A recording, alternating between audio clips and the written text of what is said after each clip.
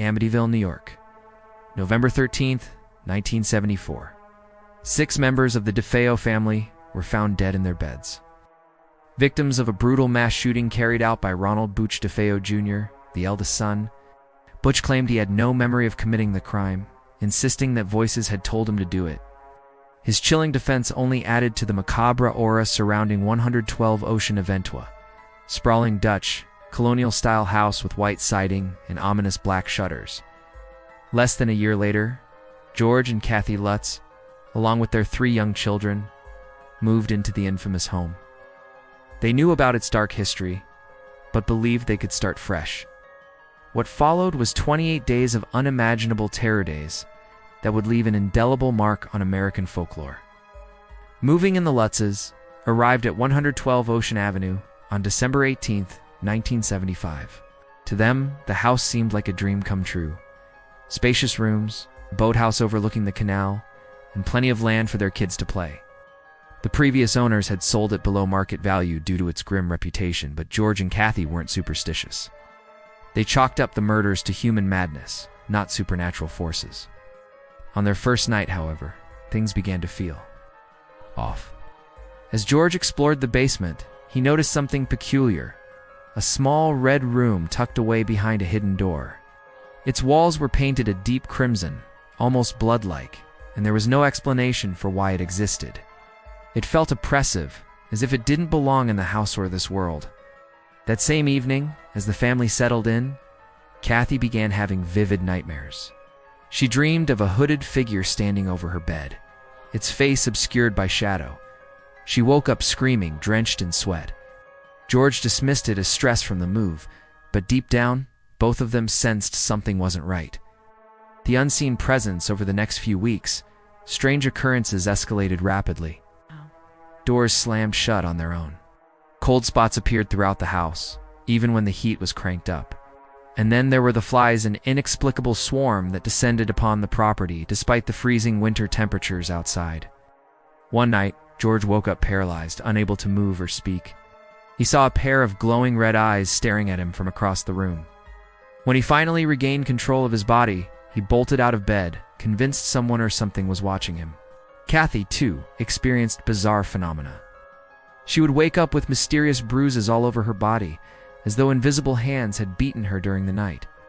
Once she discovered herself kneeling before the fireplace in the living room, praying fervently, though she had no recollection of how she got there or why she was praying. Their daughter Missy, aged 5, became especially troubled. She started talking to an imaginary friend she called Jody. According to Missy, Jody lived in the closet and often visited her while she slept. One day, Missy drew a picture of Jody, depicting a tall woman with green skin and black hair. Her parents tried to reassure her that Jody wasn't real, but the drawings kept coming, each one more disturbing than the last. Escalation: by the 3rd week of January 1976, the Lutz's lives had become a waking nightmare. George began experiencing violent mood swings, lashing out at his wife and children without provocation. He later described feeling possessed, as though some malevolent force was controlling his actions. At work, colleagues noticed drastic changes in his behavior. Once calm and level-headed, George now seemed erratic and paranoid. At home, the disturbances grew worse. Loud bangs echoed through the halls late at night, accompanied by disembodied voices whispering unintelligible phrases. Furniture shifted positions seemingly on its own, and foul odors wafted through the air, reminiscent of rotting flesh. One particularly harrowing incident occurred when Kathy ventured into the basement. She stumbled upon a wooden box filled with jars containing what appeared to be animal organs, preserved in formaldehyde. Terrified, she ran upstairs and demanded they leave immediately. But George insisted they stay, believing they could endure whatever was happening. It wasn't until the final night that they realized leaving was their only option. The final night on January 14, 1976. The Lutzes gathered in the kitchen after dinner, exhausted from weeks of sleepless nights. Suddenly, the lights flickered, plunging the house into darkness. From above, they heard heavy footsteps stomping across the ceiling, growing louder and closer with each step. Then came the sound of laughter, a low, guttural cackle that sent chills down their spines. Panicked, George grabbed a flashlight and led his family outside.